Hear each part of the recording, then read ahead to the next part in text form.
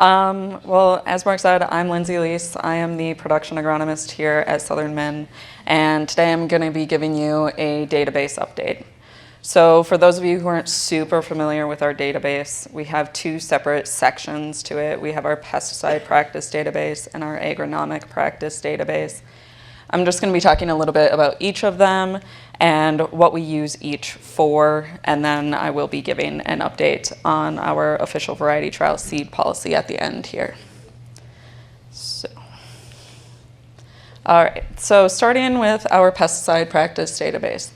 This starts pretty much all season as growers are making pesticide applications on their farms. And at the end of the season, their agriculturist will call them up and ask what kind of CLS program they used and if they used any insecticides, and if so, on how many acres.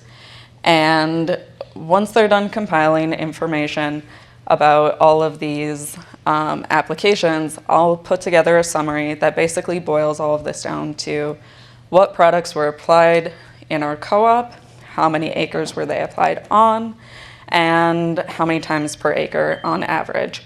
So for example, Manzay is applied on nearly 100% of our acres, and in 25 it was applied between 5 and 6 times per acre.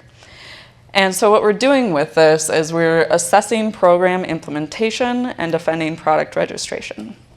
So what I mean when I say assessing program implementation, what I'm talking about is, for example, David's CLS program rec that he gave this morning.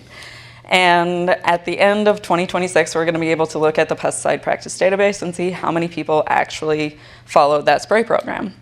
And if they did, great. If not, what do we need to do to either update our spray program or update our messaging around our spray program to encourage people to follow the rec?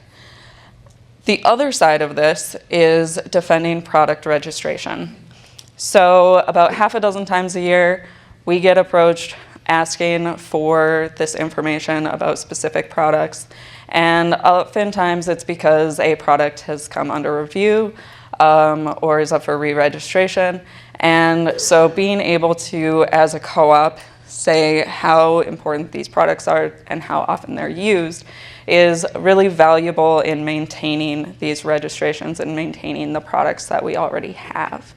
So most of what the pesticide practice database is for is just for us to get feedback on what's actually happening out in the growing area, and for us to help maintain the tools that you guys have. So all of this information is collected on an operation by operation basis. So we don't tie any of it back to yield.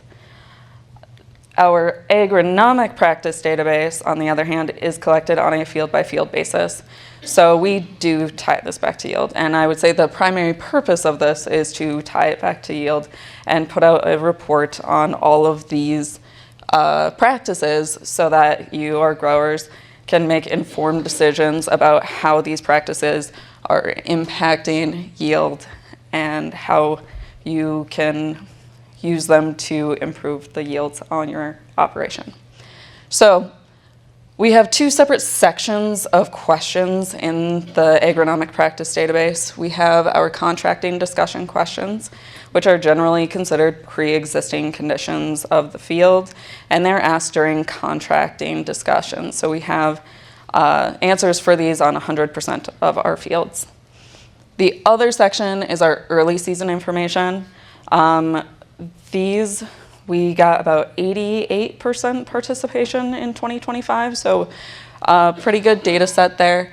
And we do include these in our database report, but we are using them internally for some things as well. So, for example, our planting date information goes towards updating a model every year that we can use to basically plan out how big our crop is going to be. So if we plant on April 21st, we in an average year will have this size crop, or in a really good year we'll have this size crop, or in a poor year somewhere around here. And being able to model that just helps us plan for the season.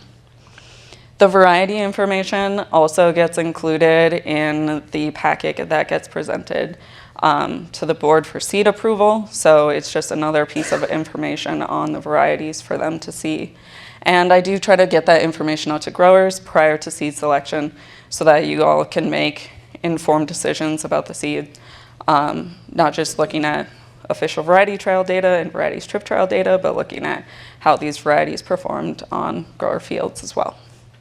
And then the last piece of information that we added back in 2025 was our first CLS application date. So a lot of research is obviously being done on CLS application timing, and we just felt it was valuable to add it back in to see if there's any relationship between first CLS application date and yield. It also goes back to that whole program implementation thing, because we do have a recommended CLS spray date for our first application. And it's good for us to know if people are actually spraying by that date, or if we need to, again, update our messaging around that to encourage people to spray earlier. So I'm gonna go through some long-term sorts from our agronomic practice database. And if you were here last year, some of these graphs are gonna look really familiar to you. I will say there is a little caveat here. So I'm gonna go through the 2015 to 2024 data and then talk about 2025 and how it fits in or doesn't to the long-term trends. And if you have already memorized the data in the 2025 Agronomic Practice Database report that was sent out last week, the numbers in this presentation are going to look slightly different from the numbers in there. And the reason for that is because in these long-term sorts, I want to be really consistent about which fields I include or exclude. And so I've only excluded fields that have less than 50% harvested or that have 0 tons per acre. In this year's database report, I also removed fields under 10 tons per acre because I didn't feel that that was representative of specific practices. However, just for the sake of consistency, they have been included here. So the ESA numbers that you're going to see here are generally following the same trends. They're just going to be a little bit lower in this presentation. So going back to pattern tile, when we look at the 10-year data from 2015 to 2024, you can see a pretty consistent increase in extractable sugar per acre in fields that have pattern tile versus those that don't, with an average of 715 pounds of extractable sugar. And when we look at 2025, we see a pretty sizable increase. It's about 1,300 pounds of extractable sugar difference there. And this shouldn't be a huge surprise to us. When we look at 2024, we see something really similar, right? So what this means is that in a wet year, you're going to have more of a benefit to having pattern tile than you would in a dry year. That makes sense. But going back to what Kenny said earlier, sometimes even in dry years, especially more recently, you're still going to have a heavy rainfall event, or heavier than we used to on average. And so being able to control your moisture in a dry year is still going to be beneficial, which we do still see on this graph as well. In addition to that, it's also going to be a benefit to be able to get into your field earlier in the spring for your planting, and that'll help increase your ESA as well. So the next sort we're going to look at is spring cover crop or spring nurse crop. So again, we see over this 10-year period that a spring cover crop shows a benefit towards extractable sugar per acre, with an average difference between fields with a cover crop and those without of 542 pounds of extractable sugar. When we look at 2025, we see a slightly bigger increase of about 740 pounds of extractable sugar. And again, this shouldn't be a shock to anyone. We had a hot, windy spring with some poorly timed rains that caused some crusting, and a cover crop can help mitigate all of those things and just help protect your stand through those adverse conditions. However, despite the fact that a cover crop is a consistent benefit, to ESA, we see a steady decline over these 10 years of the percent of fields utilizing a cover crop. So we're now at less than 50% of our co-op with a cover crop. And I know that a big reason behind this is that a lot of people want to use a full rate of etho to help control their weeds, and I totally get that. I think if you have a field where you feel like you would be able to get away with a lower rate of etho or dual, that's definitely something to consider so that you can have a cover crop and protect your stand in the spring. The next one we're going to look at is lime or PCC. So lime is used to help prevent AF, and AF is going to move in the soil through moisture. So in a wet year, you're going to see more phanomyces, right? And you can see that in 2024. And when you look at 2025, we have this absolutely outrageous increase of extractable sugar per acre for fields with lime versus those without. And I think part of this is definitely that we had a wet year and that we're controlling AF in these fields. The other part of this, though, is that the database does have some downsides, and one of those is that it doesn't necessarily take into consideration other factors impacting the fields. So we had very geographically driven yields this year, and lime is a very geographically isolated practice.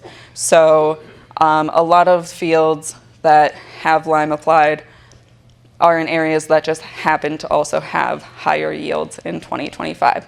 So I think we're looking at a combination of things here. That being said, lime is often a geographically isolated practice because a lot of people don't want to apply lime to their high pH soils. And studies done up in the Red River Valley show that applying lime at 3 tons per acre, 10 tons per acre to a high pH soil doesn't significantly increase your pH even further. If you apply lime to a low pH soil, it's going to increase that. But if you apply lime to a high pH soil, it's not going to have a huge impact there. So if you have been hesitant to apply lime because of that, it's definitely a practice to consider. And then the last one we're going to look at is manure. So again, manure, especially when you break it down by manure type, is really geographically isolated. So when we're looking at manure here, we're looking at all manure types.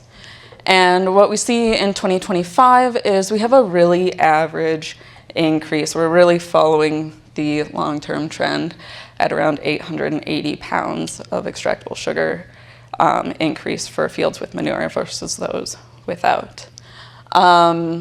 And the other thing we're looking at here is 2 separate manure timings. So we're looking at manure applied 2 falls before and manure applied the fall before. If you look at them individually, manure applied 2 falls before in 2025 looks a lot like no manure applied, and manure applied the fall before has a really, really high ESA compared to the other 2. And this isn't typical. It's not what we normally see. My guess as to why that is because we had a couple of wet seasons, and having that additional nitrogen available for the crop was beneficial in 25. But again, that's not typically what we see. Normally, they're a lot more similar. All right, so the last thing I'm going to touch on is our official variety trial seed policy.